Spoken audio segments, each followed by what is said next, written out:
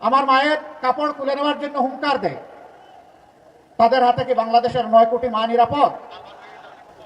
একজন সাধারণ নাগরিকের কোনো একটি অপরাধের জন্য যে বিচার হবে, দেশের প্রেসিডেন্ট প্রধানমন্ত্রী তিনি যদি সমান অপরাধ করে থাকেন তাকেও ছাড় দিয়ে কথা বলা হবে না।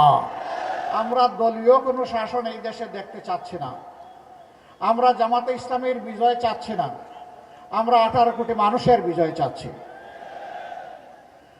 18 কোটি মানুষের বিজয়ী হবে আমাদের 11 দলের সবার বিজয়। চট্টগ্রামে এই প্রতীকটি দাঁড়িপাল্লা, 300 আসনে বিভিন্ন জায়গায় বিভিন্ন প্রতীক থাকবে। এই প্রতীকের পক্ষেই জনগণকে সাথে নিয়ে 11 দল লড়ে যাবে ইনশাআল্লাহ।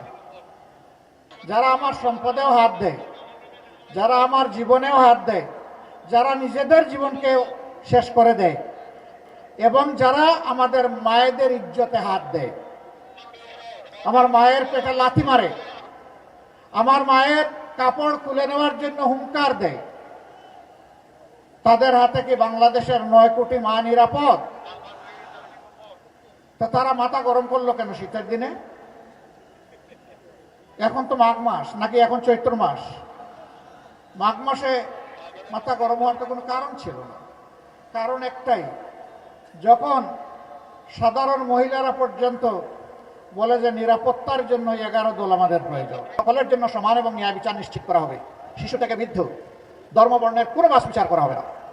এদেশের নাগরিক, এমনকি এদেশে বসবাসকারী যে দেশের নাগরিকও নয়, তারও ন্যায় বিচার পাওয়ার অধিকার আছে। সেই ন্যায় বিচারটা আমরা নিশ্চিত করব। কোনো রাজনৈতিক নেতা কিংবা দল বিচারের উপর হস্তক্ষেপ করতে পারবেন না। একজন সাধারণ নাগরিকের কোনো একটি অপরাধের জন্য যে বিচার হবে, দেশের প্রেসিডেন্ট প্রধানমন্ত্রী তিনি যদি সমান অপরাধ করে থাকেন তাকেও ছাড় দিয়ে কথা বলা হবে না।